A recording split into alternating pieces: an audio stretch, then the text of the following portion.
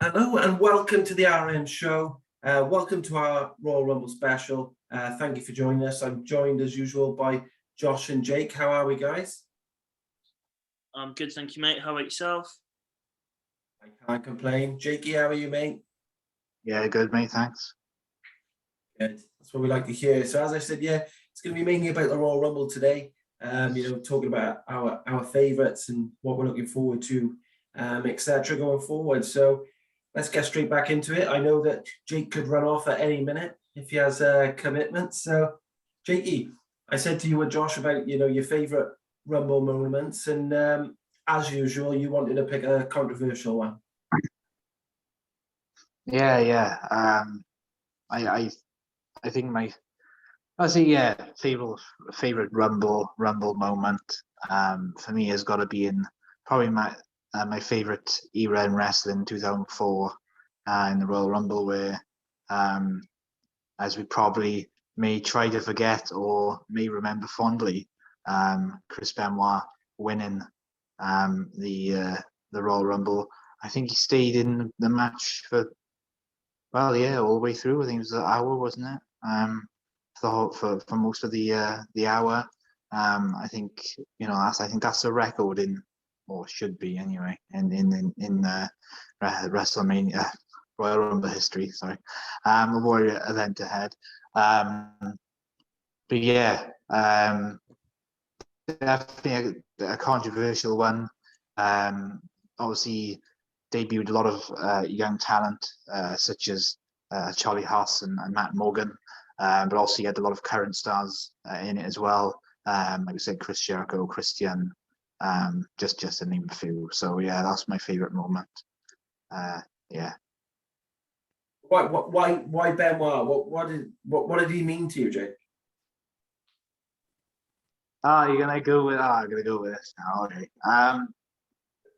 I just think away from the person, I see him away from like his personality and stuff, and the whole controversy that took place afterwards. He's a great technical wrestler. When he was in, he was WCW, and I think he went to ECW as well. My memory serves me right, maybe. I'm not too sure on that one, but I think so. Maybe in the new format. Maybe. So yeah, I just think his technical abilities were some of the best I've seen. Going away from all the personality and the issues that he was having in terms of his mental health. I think he was I say average, I guess average on the mic, I guess.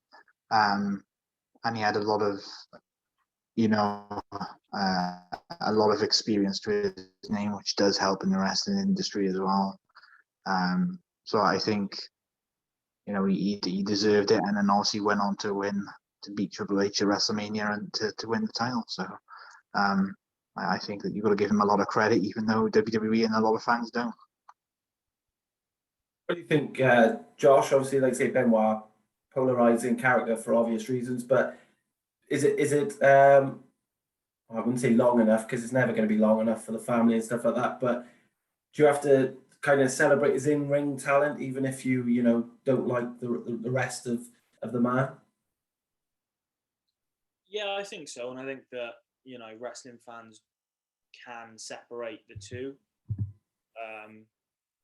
Vince McMahon, I think, can separate the two as well. Obviously, there used to be a warning on all of the pay-per-views and the episodes of SmackDown and stuff that he was on from WWE on the network, said, we don't condone the actions of the performers and things like that, and I think that's gone now. I actually watched the 2004 Rumble yesterday. I do watch quite a lot of the Rumbles as it heads into Royal Rumble season, and it was a good Royal Rumble. I think he was a bit obvious from the outset that he was going to win. I think when you look back with just the way that Taz and JR are doing their commentary and the way they're bigging it up, like in the VT package, Paul Heyman putting him in first and everything, I think it was that little bit obvious. And that's sort of what I like about this year, is I don't think there's any obvious winner per se. I think there's a couple of people who I think, might be coming back. or, you know, having a spot in the Rumble, which is maybe a little more obvious. Like, for example, thinking Corey Graves might dust off his boots for the first time, as he's now been officially cleared for the first time in 7 years. And I think it'd be a bit of a wasted opportunity not to have him. I remember talking last year how I really wanted Jay White in the Royal Rumble, because there was all the controversy with where his contract was going to go, and he stayed in New Japan. But I don't think there's any really like that this year. I don't think there's any big sort of indie guys or New Japan guys, whatever, out of contract. So we'll have to wait and see. But I'm definitely looking forward to the Royal Rumble. Yeah, I kind of agree with that. I think that, especially if you look at his early work, WCW, as Jake said, you know, with Eddie Guerrero and stuff, the matches they had there, obviously in the cruiserweight back then, and he was obviously part of the Horsemen for a bit. And then obviously in WWE, had some great rivalries with the likes of Kurt Angle and people like that. So yeah, you have to separate in a way. I do remember the Rumble. I'm not sure, Josh, if he's correct on the amount of time in the Rumble, Jakey, but I'm sure we'll get onto that when we speak to you about yours as well. But yeah, fantastic wrestler. Just a shame, obviously, what happened after it. But as you said, you can watch a lot of his matches on the network if you wish to do so. And Jakey, I believe that he did beat Triple H, and then certain Randy Orton become the youngest ever champion, beating him at Backlash, I believe. It was actually SummerSlam. Oh, was it? And it was a triple threat between Triple H and Shawn Michaels at Mania. Well, there we go, Jake. We can both go into the woodshed. Josh is cleaner up. But no, was a good Rumble. So there we go. So Josh, moving on to yours then, mate.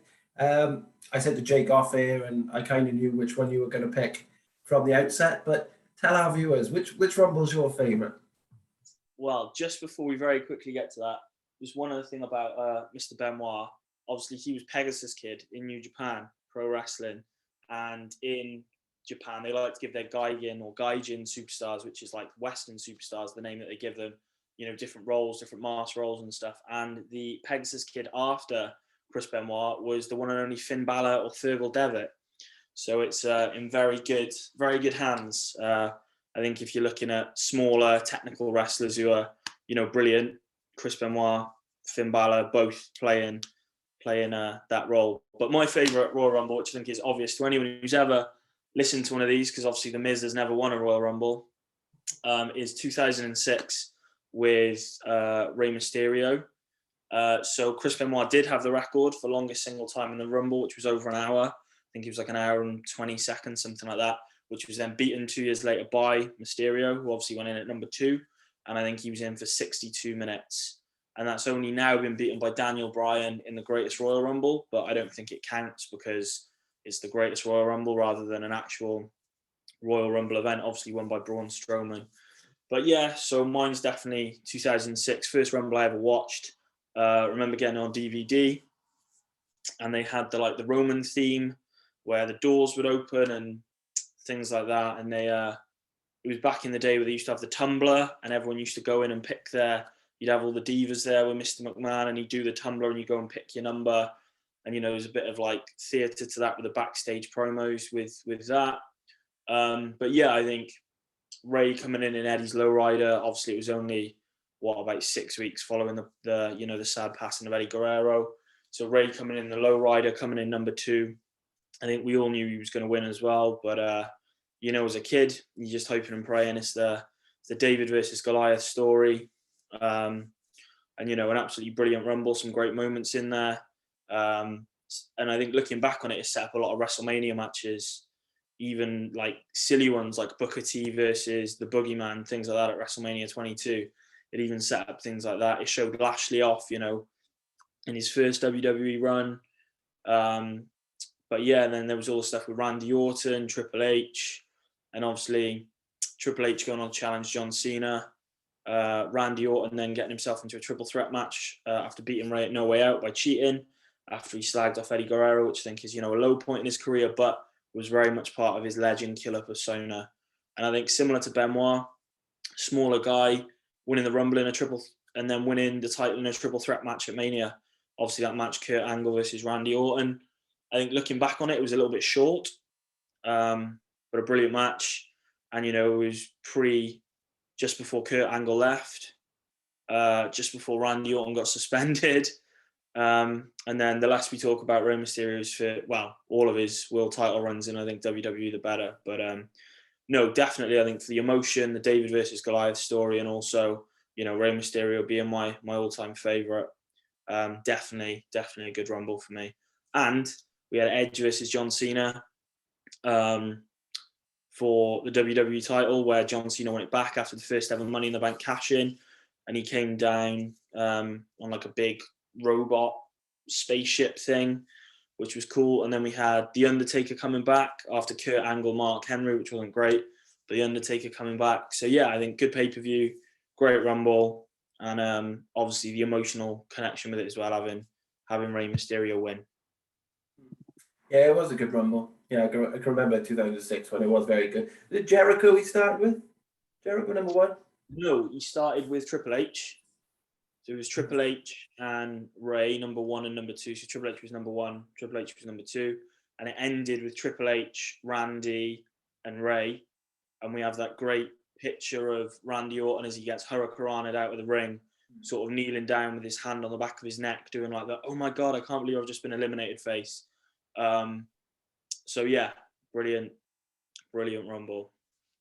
It was very good. No, I do agree with you on that one, mate. But yeah, as you said with Rey, he never had much luck with the titles. My favorite one was Money in the Bank when Kane came out and destroyed him.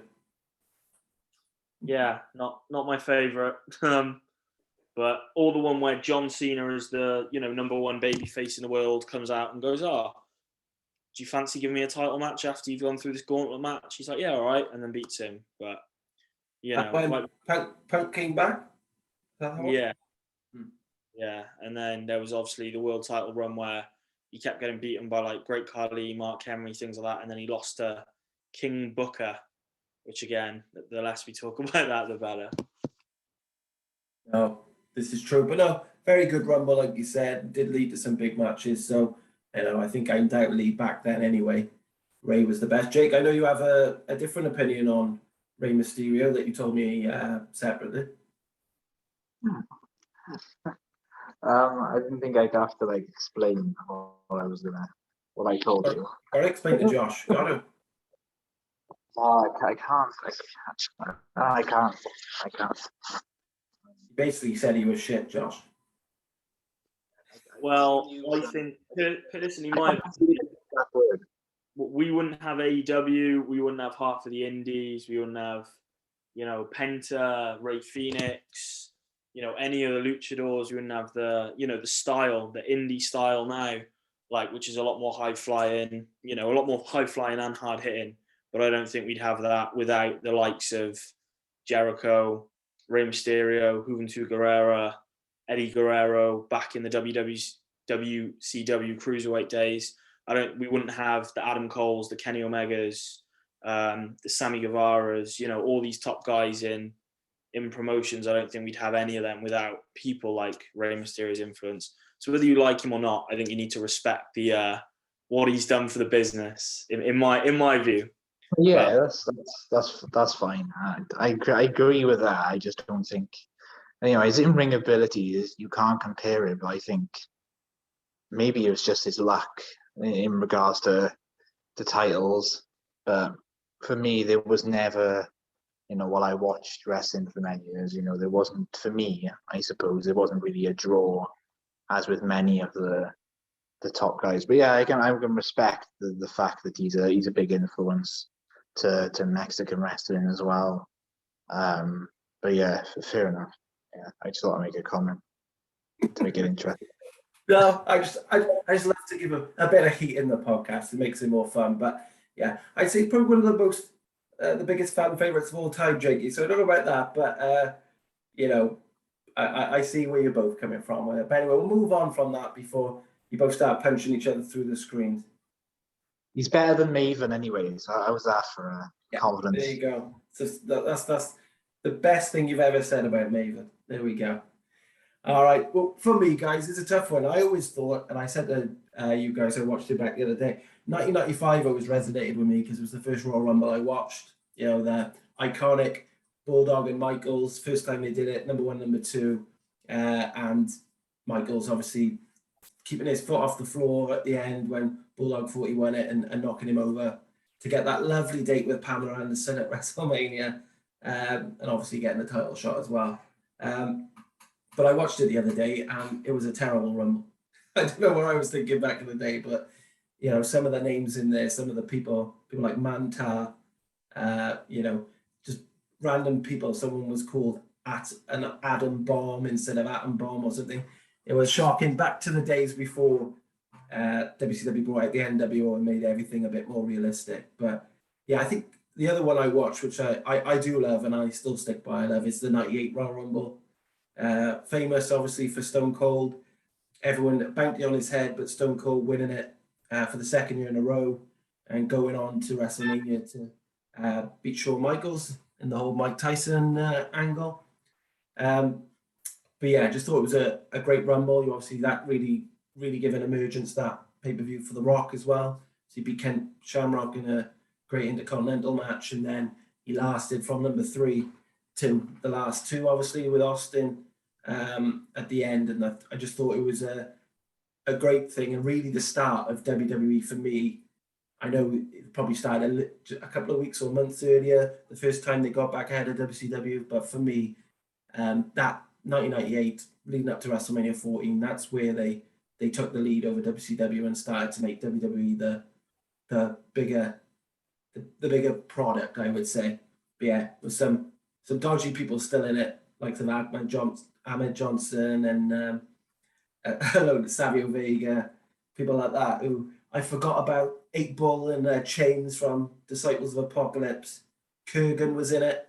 Oh, it was a crazy one. But yeah, 1998 stands out for me. Josh, I'm not sure, you've obviously probably watched it, but obviously before your time live. Yeah, well, obviously I was born after the 1995 Rumble. 1995 I was born. But the Shawn Michaels skin in the cat thing, which is now a spot in basically every Rumble. Chris Jericho especially loves it. He does it in the 2004 one actually a couple of times, and JR even says that's like Shawn Michaels in '95. But no, I have seen the '98 and the '99 Rumble, and yeah, I think it's the turning point, you know, post NWO where WWE started, you know, getting back on track and then went on to win the Monday Night Wars. But yeah, great Rumbles, but like you say, some terrible people in there. But then you go back and watch like the 2010, 2011 Rumbles where like Sheamus and Alberto Del Rio and stuff are winning. There's some terrible people in there, but still, if you compare them to the terrible people from the late 90s, they're like 5-star wrestlers. Like, you know, we all want, you know, Matt Striker in the Royal Rumble and, you know, the guys from the New Nexus and stuff like that. David Otunga, you know, in the 2011 Rumble with Punk where, you know, they were eliminating everyone. But no, I think 1998, 1999, there'll always be sort of historic Rumbles for Stone Cold being the only one to win three Rumbles. And yeah, I think, you know, just shows off, you know, the Attitude Era and, you know, the style that was emerging at that time. But then I think if we're talking about really good Rumbles, I think 2018, when Nakamura won, was a great Rumble. 2020, when McIntyre won, that was a brilliant Royal Rumble, I think, especially with Edge coming back. It was a little bit different, all the stuff with Brock Lesnar. So I think the last couple of years, especially, the men's Royal Rumbles really picked itself back up. And it's going to be interesting this year, though, with literally no one working for WWE anymore. The fact that they're bringing in the Knockouts champion with Mickie James for the women's one, I think sums up how short they are on the ground. Because I don't think anyone like Bron Breakker or Grayson Waller and stuff are quite, you know, I don't think just main roster fans will have any idea who they are. So it'd be interesting to see what they do this year with such a small, limited roster. No, you're right there, mate. What about you, Jake? You have any recollection of the '98 one? Obviously, again, same as Joshy, a bit too young to watch it live, but you watched them back. Yeah, yeah, it was quite amusing. I think the 1991.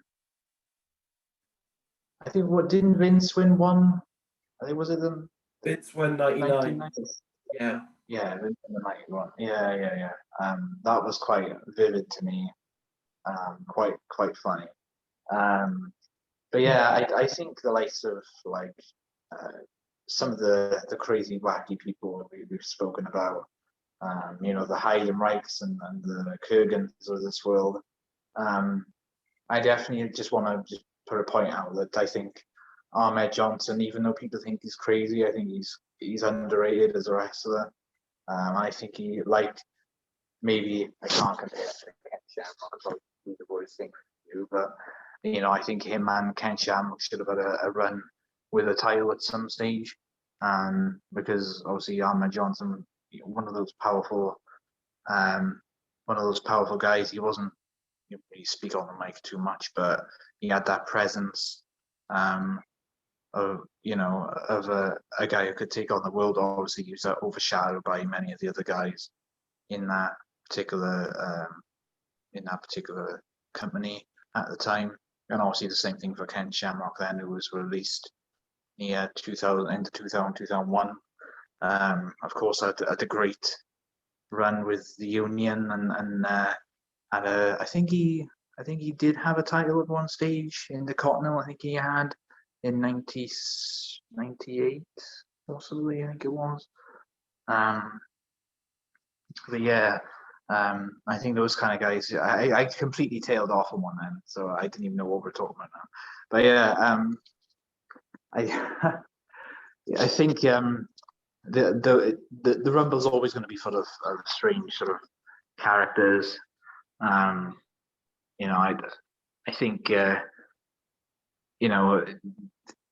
there's always going to be some people that are just going to turn up just to dance or be there for like 2 seconds, like the Godfather was, I think, in the 2007 one, probably. I think it was. He was only in it for like 2 seconds, but I might be wrong on my dates there, on my years there. But I know a lot of them don't really last long. They're only there for filler. You can guarantee that someone like the Hurricane's going to be in it again. So you kind of expect it, but some of them should have been on title runs. Sure, we'll see. Like I said, this is the springboard for everyone for the road to WrestleMania and stuff like that. Josh, I couldn't do that, mate. This is a point that I thought about when we were doing it.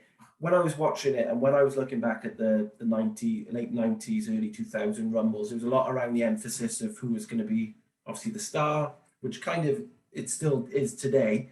But I feel like since 2014, 15, it's been more about the moments. Like obviously you've mentioned Edge coming back. We all remember that amazing moment, in the women's when they brought that through, all of the women who paved the way for the new generation all coming back. Do you think it's equally more about the moments and who's returning now, as in who wins it?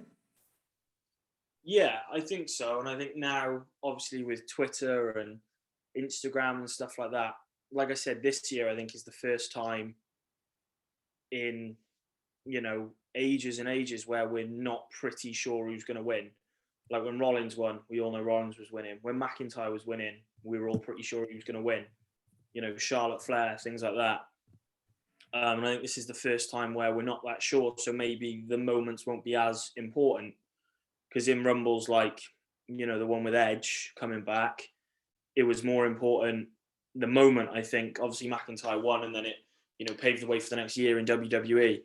But I think everyone will remember from that Rumble is Edge coming back.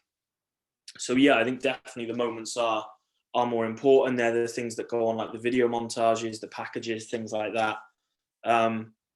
So yeah, I think the moments are a big thing, especially with, people like Edge, Daniel Bryan. Like obviously no one really remembers what his first match was, his first feud, things like that, but you remember him coming back.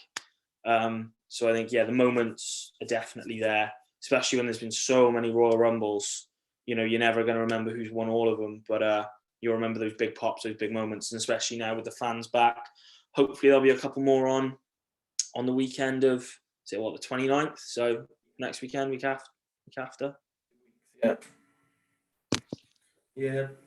Yeah, hopefully, mate. Hopefully you're right. Hopefully we do get them moments. Jakey, and obviously, Josh alluded to it. Mickey James has obviously been announced in the Women's Royal Rumble this year. Could we see some further Impact stars maybe coming back, or do we think it's just because of Mickey James's lineage with WWE that she's allowed to come back into it, where WWE doesn't usually have that forbidden door? Yeah, possibly. I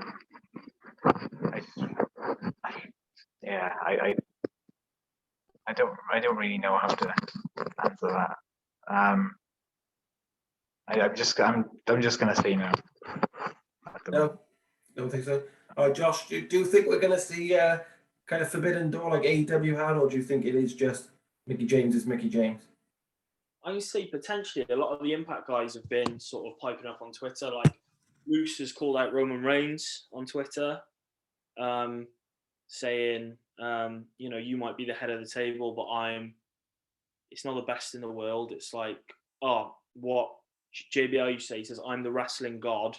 You might be the head of the table. Like, are you big enough to come at me? Like, so potentially, or whether it's just someone like Moose trying to get some traction online.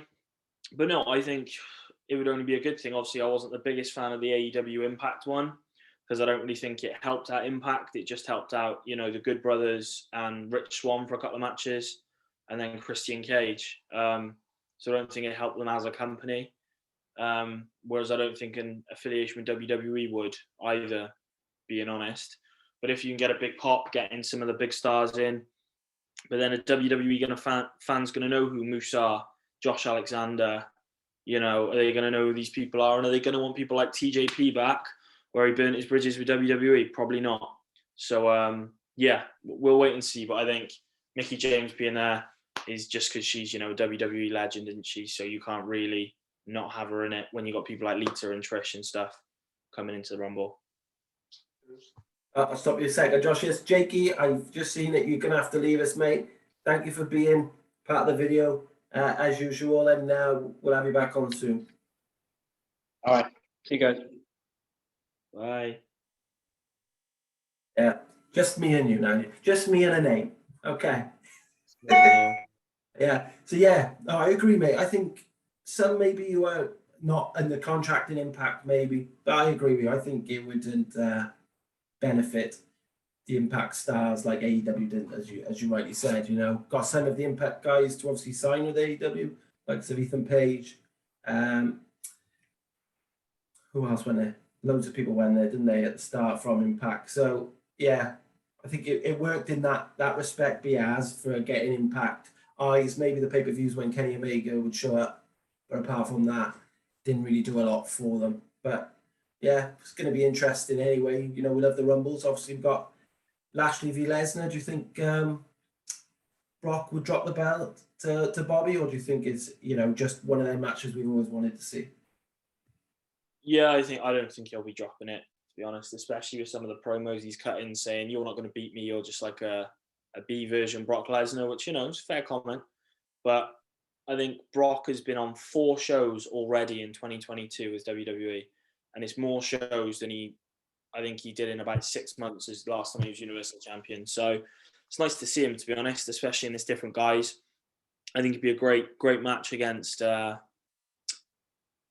versus Lashley. I think we saw glimpses of it at day one. I think it'd just be two, as someone like Pat McAfee would say, big beefy boys just sort of laying into each other. But I'm looking forward to Rollins Roman as well. And I think, to be fair, Rollins could be the person to take the title off him. I don't know whether they'll want to do Lesnar versus Roman at Mania for both titles, because are they going to merge the titles? Are they going to give one away? So unless that's what they're planning on doing, but they seem pretty sure they're going to keep the brand split going. So who knows? But I think there's some good matches. Don't care about Becky Lynch versus Doudrop. Honestly, cannot give a monkeys. Obviously, Charlotte's saying she's going to be in the Rumble. She wants to win it as a champion, which means she'll probably be in the last 4 and then get eliminated by somebody, which will set up her match for Mania. Hopefully someone like Bayley, and then Bayley beats her. But we shall see. Yeah, I think they've gone down that route, haven't they? Because Sasha's injured, isn't she? I think that would probably been the match Yeah. to be there for the SmackDown. But yeah, no, yeah, she's obviously trying to do what Brock did a few years ago. But yeah, it's going to be an interesting show. Um, bring up a few things then that I've looked at and talked about recently. Then, Josh, my mate was speaking to me, and we were saying obviously AEW last week had a busy week with moving to TBS for Dynamite, title matches on there, Battle of the Belts, Rampage. There was title matches everywhere. Noticeably, we said this a lot of times on the podcast about roll-ups being a case of keeping people strong, but it seems at the moment, especially in AEW, that a version of a roll-up is the way to win every match. Yeah, considering that WWE was always slammed for that, especially by AEW fans saying, "Oh, we have proper endings." But yeah, Sammy Guevara against Dustin Rhodes, just let Dustin Rhodes eat a pin.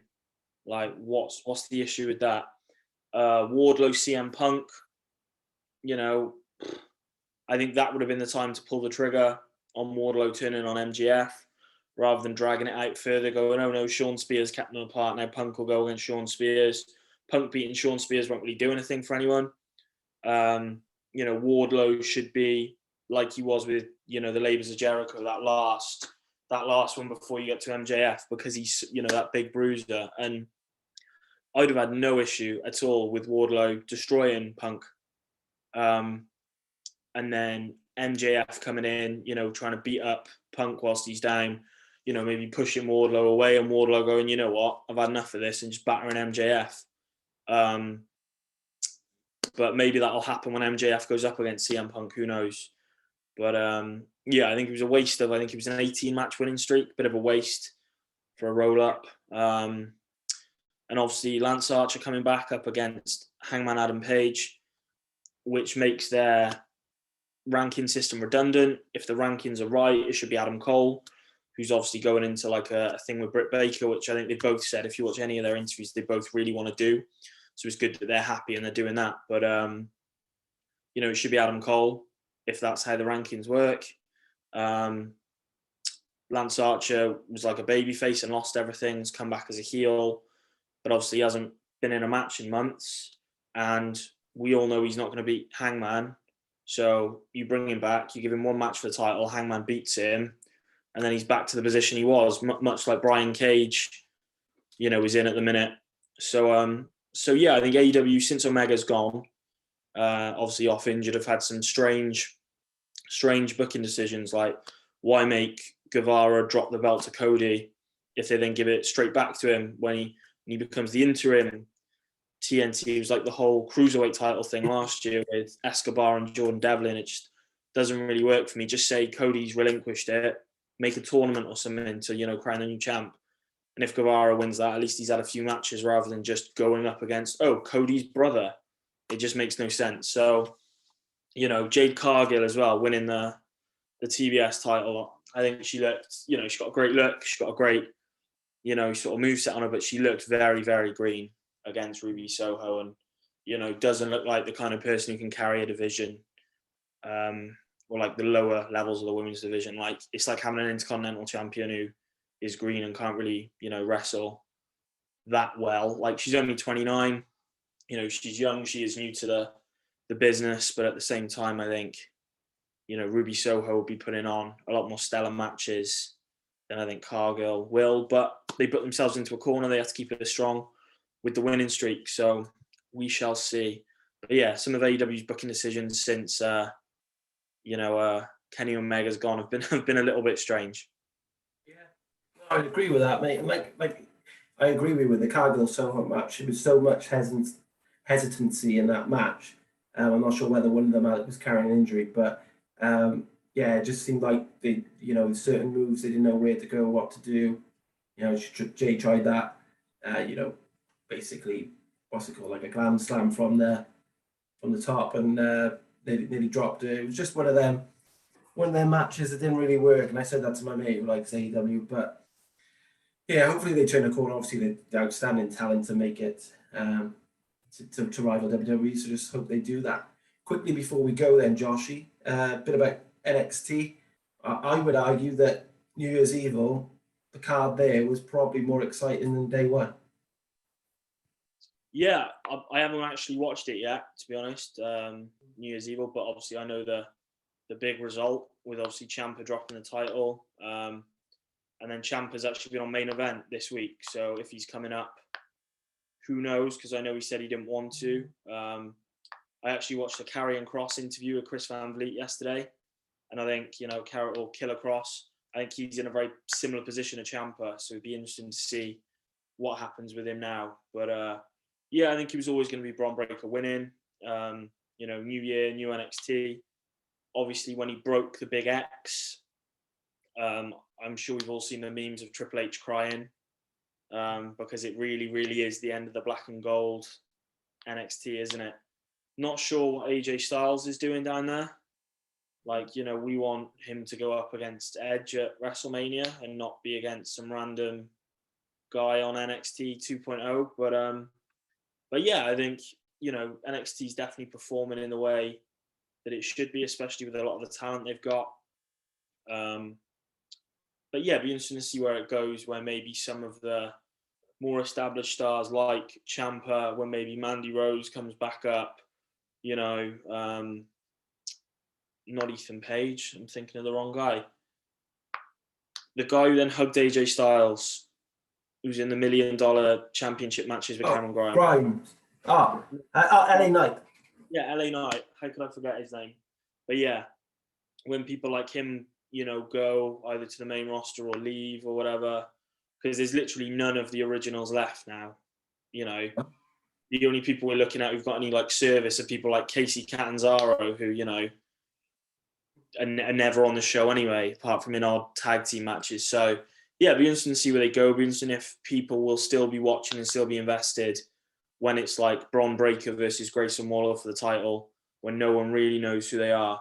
At least if it's like Braun Breaker Ciampa, you've still got that link to the old NXT with people like Ciampa. But yeah, we shall see. We shall see where it goes.